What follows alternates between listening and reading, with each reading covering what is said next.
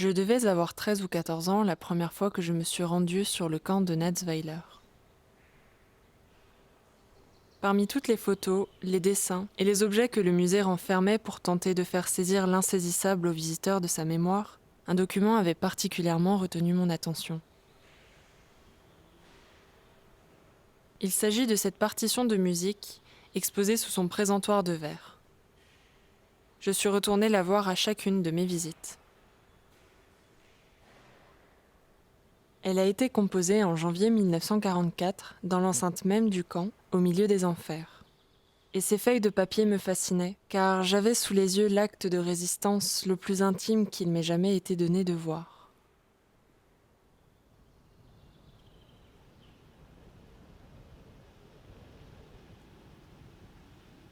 J'ai voulu découvrir qui était l'homme derrière ces quelques notes et entendre l'air de sa chanson. Mes premières recherches m'ont mené à son fils qui m'a fait parvenir le journal de déportation de son père, un certain Arthur Poitevin.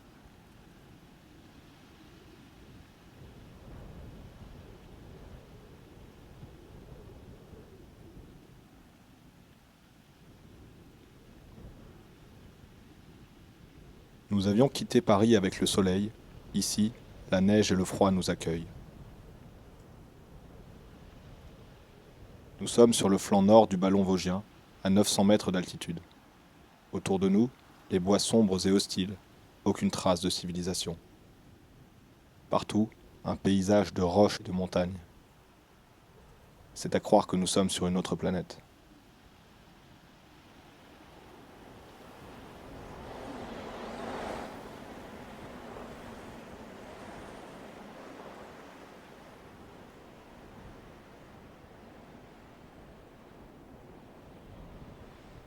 Le vent souffle de l'est, implacable et glacé, perçant les misérables vêtements qui nous protègent mal. Les corps, vidés de sang, frissonnent sous la morsure du froid. Au bord des toits, l'eau se fige en stalactites étincelantes, le ciel est gris et bas, la neige craque sous le poids des corvées.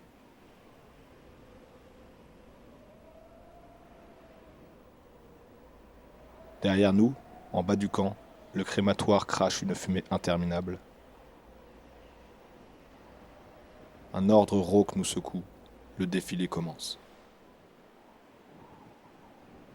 Rangés par 5, nous montons de gradins en gradins jusqu'à la potence pour redescendre ensuite. Lugubre et silencieuse, la cérémonie s'éternise. Nous sommes glacés. Nous avons faim, la soupe sera froide. Hier, c'était Noël.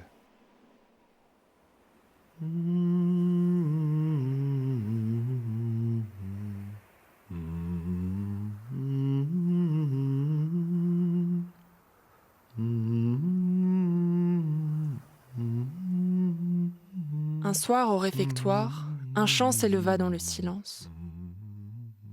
L'aveugle, Tutur, venait d'inventer les paroles et l'air d'une chanson sur le camp de Natzweiler, et il la chantait pour remonter le moral de ses copains.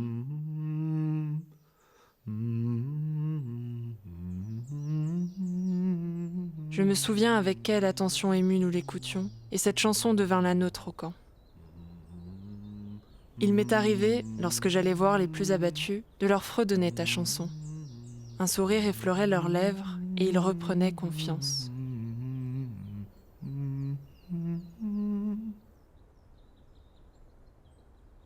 Oui, mais c'est ça. Et oui, mais c'est un peu ça. Il nous a redonné confiance.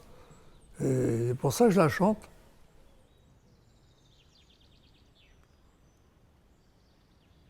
Je suis arrivé le 10 juillet 1944 et le dimanche suivant, j'ai entendu cette chanson, La Voix du rêve, qui avait été écrite par Arthur Poitevin. Et cette chanson, elle m'est restée. J'ai resté une mémoire. Je ne suis pas très fort en solfège, mais l'air m'est resté dans la tête. On peut dire que c'est véritablement la chanson de la déportation. Il y en a certainement d'autres, j'en sais rien. Mais pour moi, c'est celle-là. Et je continuerai à la chanter tant que je pourrai et que je m'en souviendrai. Réfractaire au service de travail obligatoire, Jean Villeray avait rejoint un groupe de francs-tireurs partisans avant d'être arrêté et déporté au camp de Natzweiler en 1944. Aujourd'hui, il parle de son expérience de la déportation aux plus jeunes, et chaque année, au cours de la cérémonie nationale du souvenir, il interprète la voix du rêve d'Arthur Poitevin, qu'il n'a pourtant pas connu.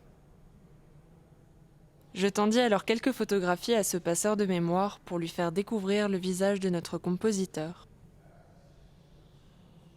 Maintenant ça me remet un peu quelque chose. Il y a quand même 75 ans que j'ai vu qu'une fois Arthur. Hein. Je l'ai pas vu deux. Hein. Je l'ai pas revu après. J'aurais été content de le voir. Arthur Poitevin est né en 1917 à Port-en-Bessin, une petite commune portuaire de la côte normande. Musicien et poète, aveugle depuis l'enfance, il s'engage dans la résistance sur des missions de renseignement dans le cadre du groupe Libération Nord. Doté d'une excellente mémoire, il arpente les falaises de son village natal pour y récolter des informations topographiques. En 1943, dénoncé par un agent infiltré de la Gestapo, il est arrêté avec son cousin Joseph et d'autres résistants. Ils sont envoyés à la prison de Fresnes au sud de Paris, avant d'être déportés au camp de Natzweiler-Struthof. D'après ce qu'en disaient ses amis, Arthur était un homme aussi sensible que déterminé, et la chanson qu'il composa pour eux, un soir de janvier 1944, leur avait permis de tenir, de résister.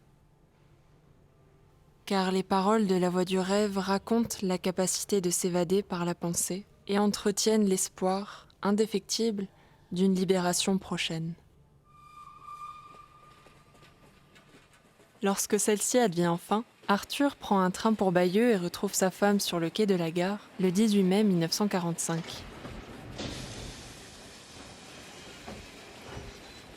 Sans nouvelles de lui depuis son arrestation, elle s'y rendait chaque jour, dans l'espoir, finalement récompensé, de le retrouver. Ouais, c'était quelqu'un, Arthur, parce que les camarades ont pris soin de lui quand même, hein, puisqu'il est revenu. Parce qu'il était aveugle dans un camp de concentration, surtout le camp de Natzweiler-Struthof, qui était un des camps les plus durs avec celui de Mauthausen. La finalité de la chose, vous savez, si les nazis l'avaient emporté, il n'y a aucun résistant déporté, droit commun ou autre, et je pense qu'il serait revenu vivant. Il nous aurait tous envoyés rejoindre nos ancêtres. Ils ne connaissaient pas la pitié, ni le pardon. Puis d'abord, on ne demandait pas leur pardon. On était des résistants, on savait pourquoi on était là. Vous ne m'entendrez pas gémir sur mon sort. J'ai dit encore assez jeune il y a 2 jours, je ne me plains pas de ce qui m'est arrivé. On n'a pas fait ça pour la gloire, on a fait ça pour la vie des autres, pas que pour nous. Hommes ou femmes. Ils ont voulu nous déshumaniser, ils n'ont pas réussi.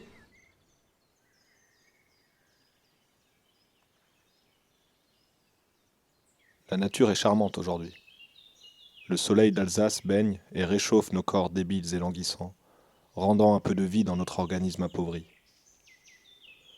Les SS ne sont pas encore là pour l'appel. Soudain, un son grave et clair nous parvient, montant du fond de la vallée. « Entendez-vous les cloches » murmure quelqu'un. J'écoute. J'écoute. J'écoute.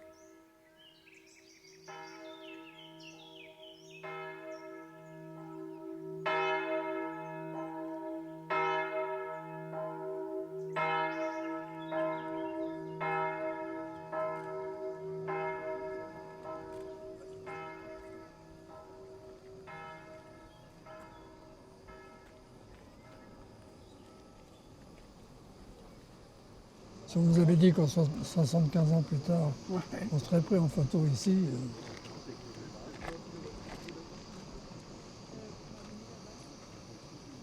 S'il fallait des survivants, pourquoi nous plus que d'autres ? Peut-être notre confiance inébranlable dans le retour, notre optimisme presque illogique, un certain fatalisme et aussi une volonté d'espérer que n'entamait aucune souffrance. Peut-être tout cela à la fois nous a donné la force nécessaire de survivre et de vaincre.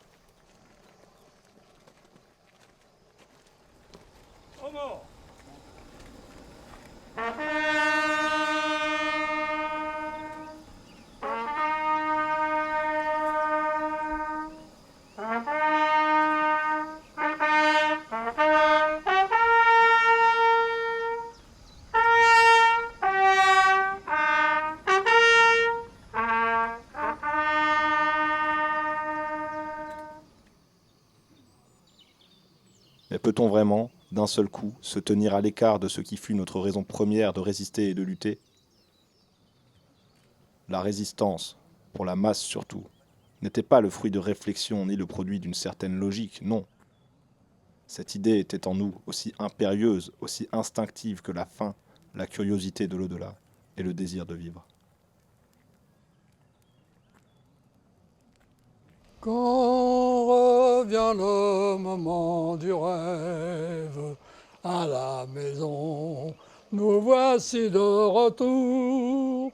La chaise est à sa place, au coin de table où nous prenions nos repas chaque jour. Voici venir les chers visages, nos bien-aimés, nous sourit tendrement pour ne pas troubler ce mirage, les gars ronflés plus doucement. Écoutez, c'est la voix du rêve qui revient chanter en nos cœurs. Une aurore se lève, présageant pour l'avenir des jours meilleurs. Mirador, barbelés et chênes ne seront plus qu'un souvenir amer. Nous rirons de nos peines, bien loin de Natzweiler.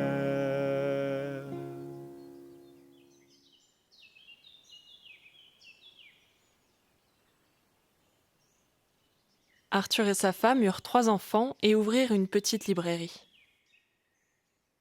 Très affaibli à son retour, il mit du temps avant de pouvoir rejouer du violon, mais il finit par retrouver sa place de professeur de musique et d'organiste à la cathédrale de Bayeux. Il se consacre aussi à l'écriture de son journal, en cette période d'après-guerre où peu sont disposés à écouter le récit des déportés. Il décède en 1951 des suites d'une longue maladie. Mais son journal, ses chansons, ses poèmes et ses enfants lui survivent encore aujourd'hui.